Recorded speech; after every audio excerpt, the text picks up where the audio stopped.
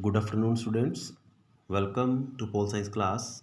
Today we are going to discuss short answer type questions of this chapter, Rights and Duties in the Indian Constitution. So let us start our discussion regarding these questions. So your first question is, what is the importance of fundamental rights? The fundamental rights are necessary for the development of man's life. Without these rights, a man can't make his life happy and prosperous. Moreover, the fundamental rights give self confidence to citizens by providing them equality of status and opportunity and protecting them from exploitation by an individual or the state. The Constitution also provides for enforcement of these rights, hence, they have legal value also, which empower a citizen to protect, respect, and fulfill the rule of law. They uphold the equality of all individuals, the dignity of the individuals, and the nation's unity. Your next question is, write a short note on the deletion of the right of property from the fundamental rights. By the 44th Amendment Act of 1978, right to property was removed from our fundamental rights and was made a legal right. जो right to property है इसको fundamental right से हटा दिया गया था 44th amendment करके, जो कब हुआ था 1978 में, and made a legal right, और इसे कानूनी अधिकार बना दिया गया था. This actually was done because the directive principles incorporated in part 4th of our constitution aims to establish a welfare state. It means to narrow down the gap between the rich and the poor. During the period of colonial rule, many jamidars had acquired vast areas and there existed a vast gap between the rich and the poor. The rich grew richer and the poor went poorer. So, for the overall distribution of the national wealth, it was very important to limit the private properties. This made the government's work easier to work for the welfare of the people of the country and continue their path for the establishment of a welfare state. Your next question is, duties includes by the 42 amendments in the Indian Constitution discuss. In 1976, the 42 amendment to the Constitution was passed. Among other things, this amendment inserted a list of fundamental duties of citizens. In all 10 duties were enumerated. However, the Constitution doesn't say anything about enforcing these duties. Second point, as citizens, we must abide by the Constitution, defend our country, promote harmony among all citizens, and protect the environment. Third point, however, it must be noted that our Constitution doesn't make the enjoyment of rights dependent or conditional upon fulfillment of duties. In this sense, the inclusion of fundamental duties has not changed the status of our fundamental rights. So your next question is, list any four directive principle of state policy given to the Constitution of India for the promotion of international peace and security.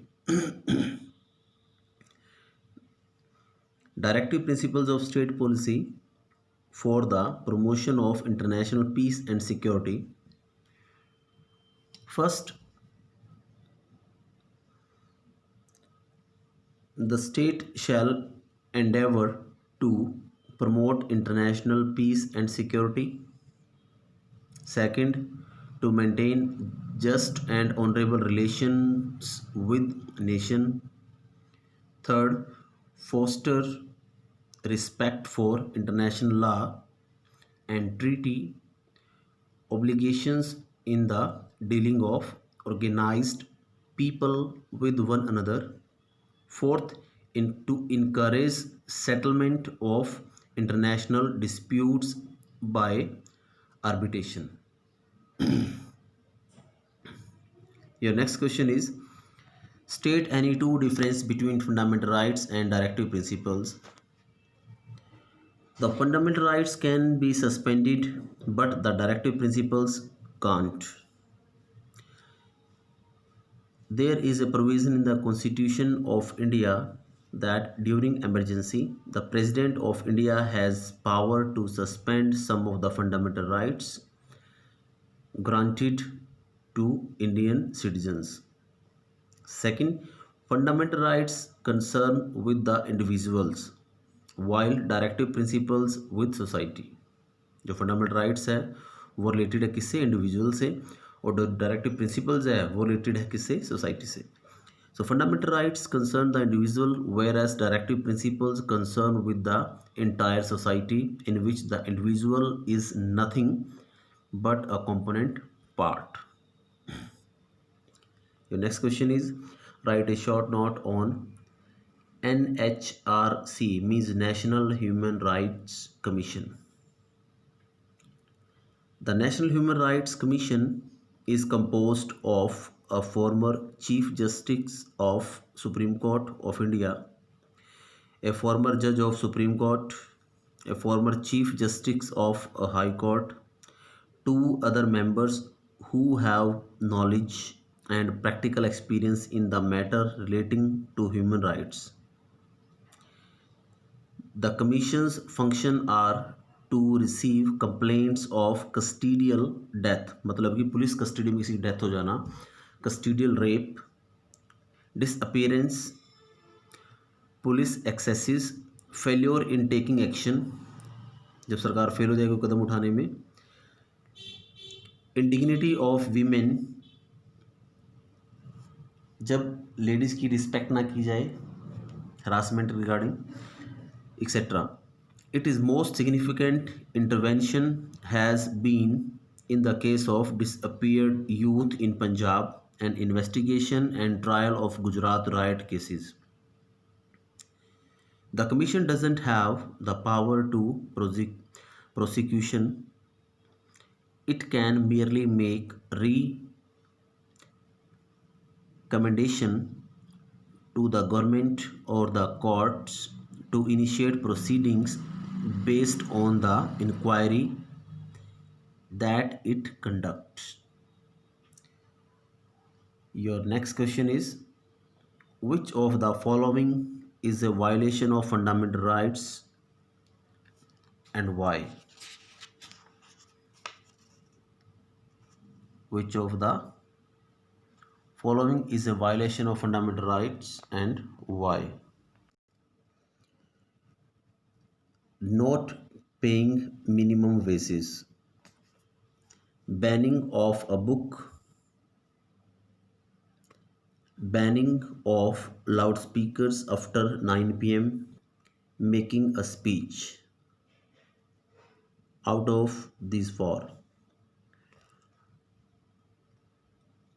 not paying prescribed minimum wages amount or to beggars or forced labor, it is one of the form of exploitation.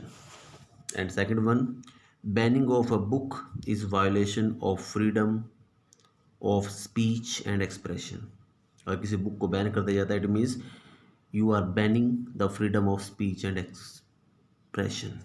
So dear students, we have discussed 7 short answer questions. So you are requested to listen it twice and thrice to understand these questions and learn all these questions. So thanks and have a nice day.